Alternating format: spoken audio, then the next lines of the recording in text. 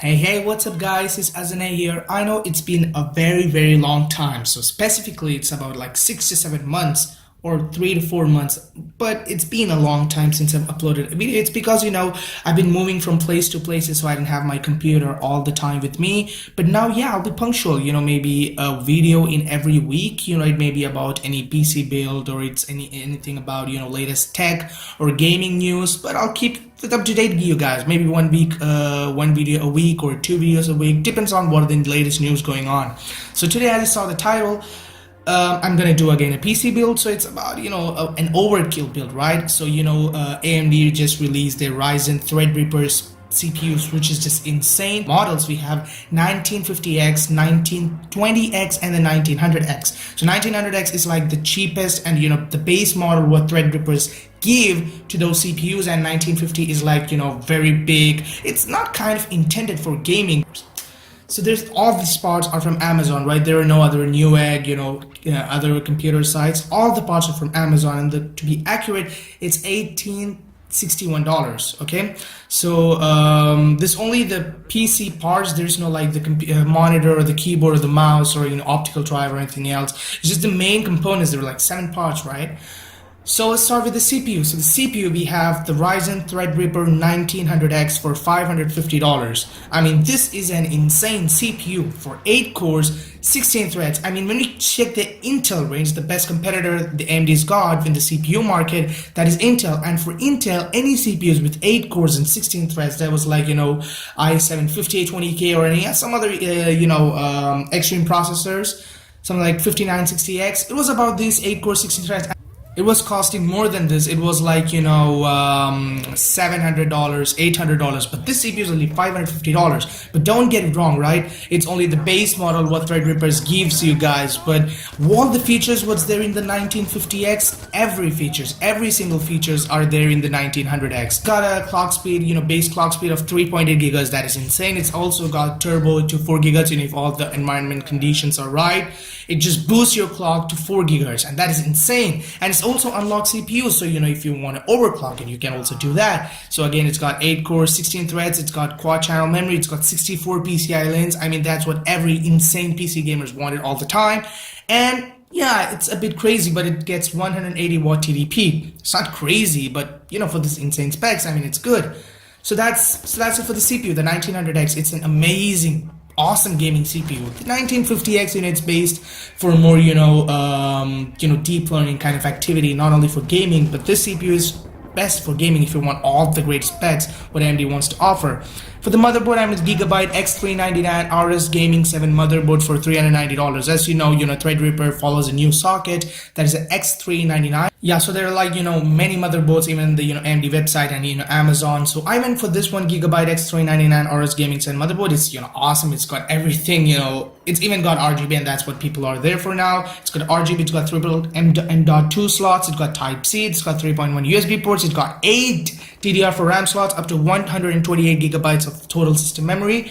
It's got 8 SATA 6 gigabit per second ports, and all the other things. It's like insane Ethernet connection. It's like gaming wise, everything so maxed out. I mean, it should be maxed out. It's about $390. It should be amazing. So that's it for the motherboard. It's a bit costly, but it's kind of an overkill system. You can do more than gaming. So next we have is the CORSAIR Vengeance LPX 16 gigabytes RAM, 4x4 DDR4 memory running at 3000 megahertz, about $155. I mean, it's 16 gigabyte memory. I should have gone with 32 or something more, but I thought 16 is enough for everything right now, even for editing and other stuff. 16 is all what you need. For gaming, 8 is actually enough, but now games are getting bigger and bigger. It will consume more, if you have more, that's better. And again, it's an overkill PC, so you can go for 16 gigabytes, it's not a problem. So for the storage, I have 2 options. There is one 1TB Western Digital Blue hard drive for $50. That's like my main choice. If you guys are up to date with my videos, every PC build has that hard drive, and it's amazing. 700 RPM hard drive. It's at 64 megabyte of cache and everything. It's an amazing hard drive. But this hard drive you can choose for mass storage, right? If you're gaming and you keep all the games, even though you finish the games and you want, gameplays and everything, you still keep them. You can use this 1TB hard drive as your main option. And then I went with the 250 gigabyte SSD, to keep your main, other Windows and other, editing softwares if you want to max up the speed of, opening and closing and doing every other stuff, you can go this. It's also the Western Digital Blues SSD. I mean, they're new in this, but it's only $90 and it's a 250GB SSD. I mean, that's enough, for main storage and stuff. You have another mass storage, 1TB. It's pretty much enough. Other, main applications, your most wanted things, you can keep in SSD and, faster the storage options. Now for the graphic card, I'm the MSI GTX 1070 Gaming X video card for $500. I mean, GTX 1070, it's like the amazing card that NVIDIA has now for the price range, right? It's only $500. There is the Pascal GPUs, they were like 1080, 1070, 1060, 1050, 1050 Ti. But the 1070, I thought that'll be, more value for the money. This graphic card is amazing, right? It can play even games at 4K, and you can get about 50 to 40 FPS in every games at 4K. And with the CPU like the Threadripper 1900X, there is no chance of anything, either bottlenecking or any other CPU related problems or graphic card related problems. This graphic card is amazing, right? It's everything. You can overclock the hell out of it, to 2.1 gigahertz or something like that. And again, it's an MSI card. You have great aesthetics, great acoustics, and great everything. This card is amazing for $500. And I also tried to go with an AMD, like a EVGA, but EVGA is not released to the market yet. It's about to September, something like that. I'll obviously make a video about it. And then there's options that are like 580, 570, but I don't think that went with beast kind of overkill system with this kind of 1900X CPU. What I thought was, let's go with an NVIDIA GPU. So yeah, I chose the GTX 1070. I mean, don't get me wrong, this is an amazing graphic card. Now for the power supply, I mean, the EVGA 600 watt power supply for $56. I mean, 600 watt is all what you need, right? The 1070 is like so Pascal architecture GPUs are so power efficient. It might take about 300 watt or something like that, but 600 watt is all what you need. I mean, it's the maximum that you can go. Other 1000 volts and 1000 watts and other things. I think it's a bit more, but 600 watt is all what you want.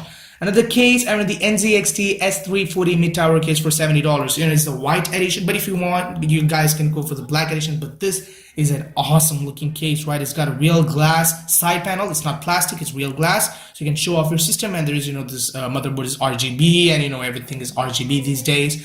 So you can actually show off your full PC with this one. So that's it, guys. So it's $1,861 completely. And this is going to be an amazing overkill PC. I mean, the CPU is just amazing, right? 1900X, it's the best. AMD was not always competitive in the CPU market range.